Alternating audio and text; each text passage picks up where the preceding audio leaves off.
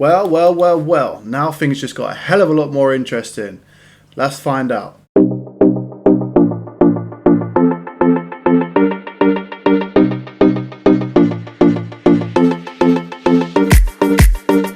Hey guys, welcome back to Gunners Fan TV, and boy, this is going to be a great show. We're doing a review of the Man United versus Crystal Palace game, and we've got quite a few talking points. Man United dropped points, drawing 1-1 with Crystal Palace, but that's not the best thing of all. Casemiro is going to miss Arsenal versus Man United. Now, I know it might be a bit sad and trolly, but I am absolutely glad, because now we get to hear all the sad excuses from Man United fans. The same way we had to deal with it when Partey missed our game at Old Trafford, now they have to have the same excuse when it comes to the Emirates. See how they do with their best defensive midfielder missing from the game. It's going to be absolutely brilliant. Overall, trolling aside, I think Man United played quite well, although they're looking quite easy to contain in certain regards. If you cut the balls out to Marcus Rashford and you condense the midfield and put pressure when they've got possession, then they look like they're going to quite scramble the ball, and they struggle to get it out and they struggle to retain possession.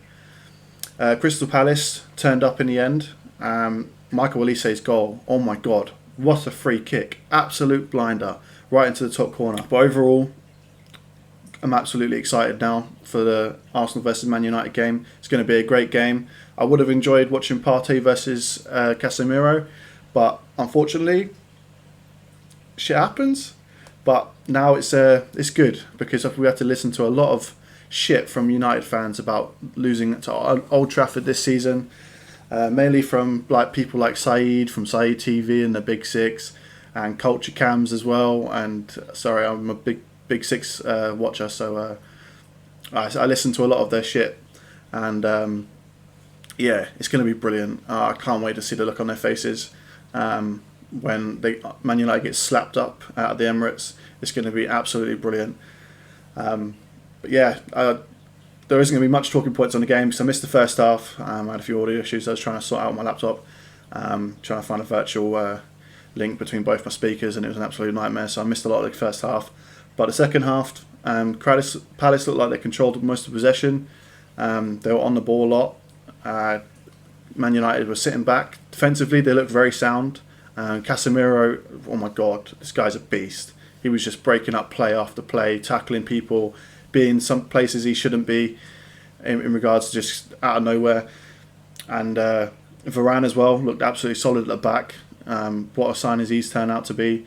Rashford looking threatening on the counter-attack. Bruno Fernandes looking spraying balls left, right and centre.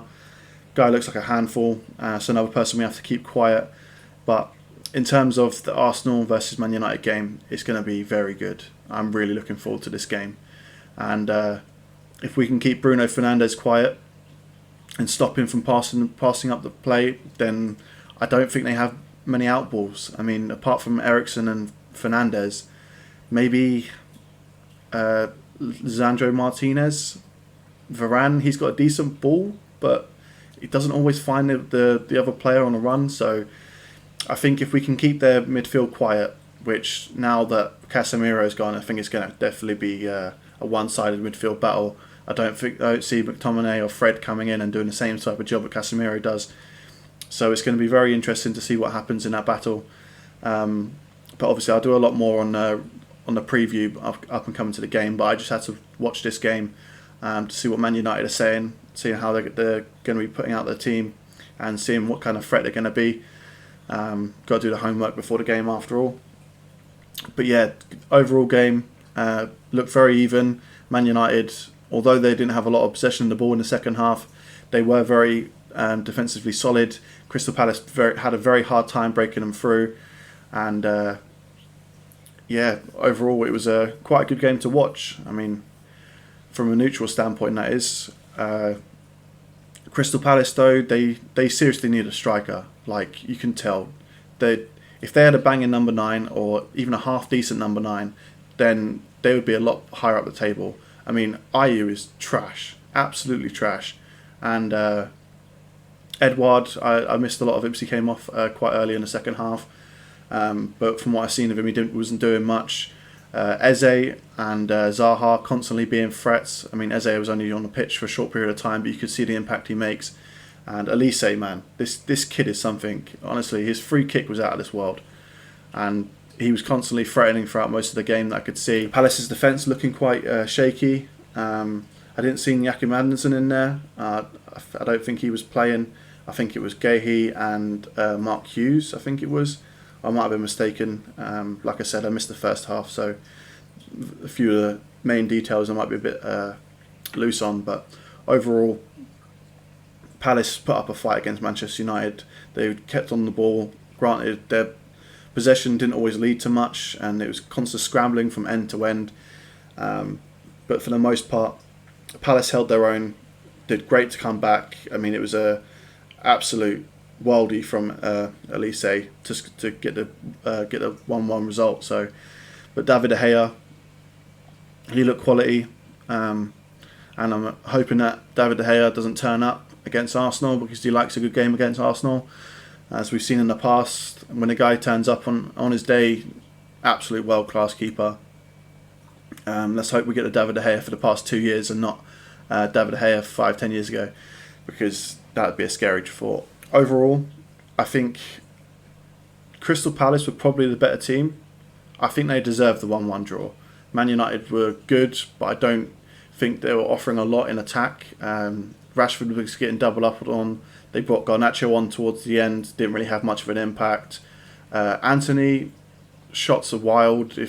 I think he's only got like the one trick, and that's cutting on his left foot and trying to get the top corner. And if he doesn't get that, I don't think he's really offering much. He's a tireless runner, and he presses and everything, and he's always looking for open for a pass. But I think if we shut down that midfield, there's no way that we can that we're going to lose that game.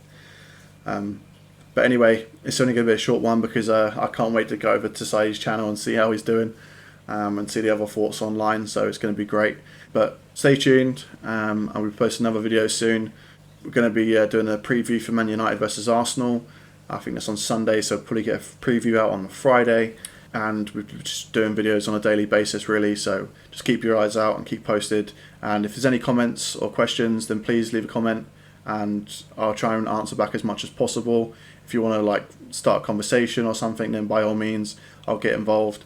And it's a very new channel, so I have plenty of opportunity to actually speak to people and get involved. So by all means, if you're interested in this sort of content, you have any feedback or review or comments, then by all means, please drop a comment down below. And don't forget to like and subscribe. Thank you very much. It's Gunners Fan TV. Peace.